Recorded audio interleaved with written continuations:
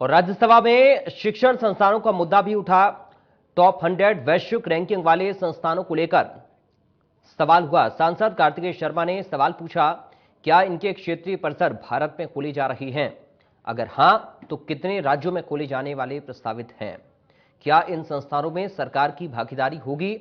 पाठ्यक्रम शुल्क निर्धारित की शक्ति किसके पास रहेगी? दूसरे देशों की तर्ज पर शुल्क में छूट मिलेगी? कार्तिकेय शर्मा के सवाल पर शिक्षा मंत्रालय का जवाब भी आया।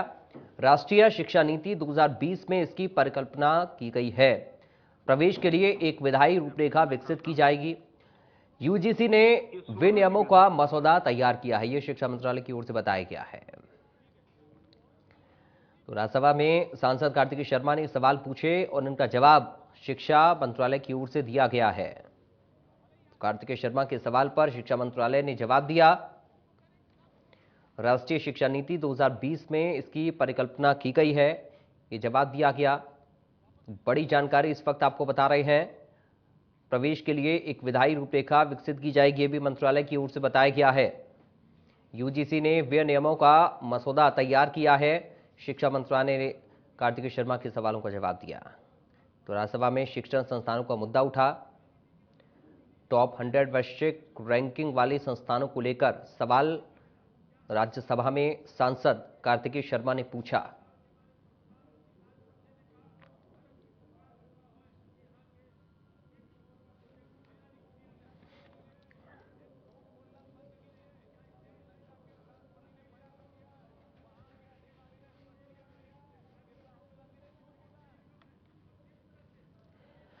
तो ग्राफिक के जरिए सवाल और जवाब आप समझिए। क्या यह सच है कि नई शिक्षा नीति के तहत शीर्ष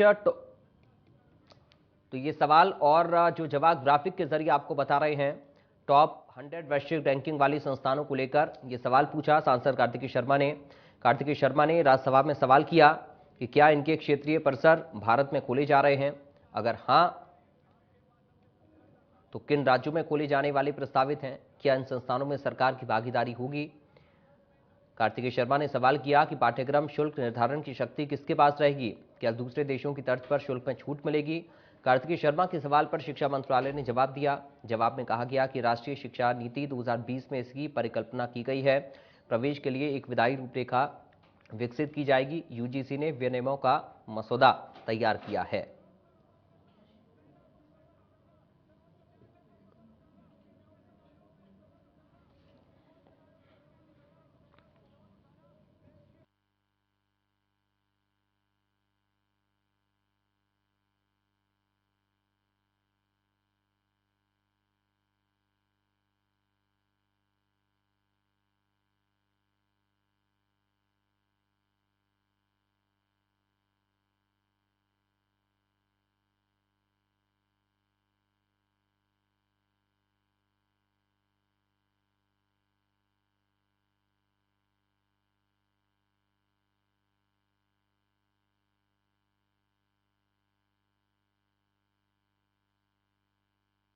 क्या यह सच है कि नई शिक्षा नीति के तहत शीर्ष 100 वैश्विक रैंकिंग वाले शिक्षण संस्थानों के क्षेत्रीय परिसर भारत में खोले जा रहे हैं?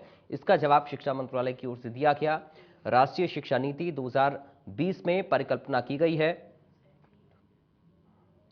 कि विश्व के शीर्ष विद्यालयों को भारत में संचालित करने की सुविधा प्रदान की जाएगी।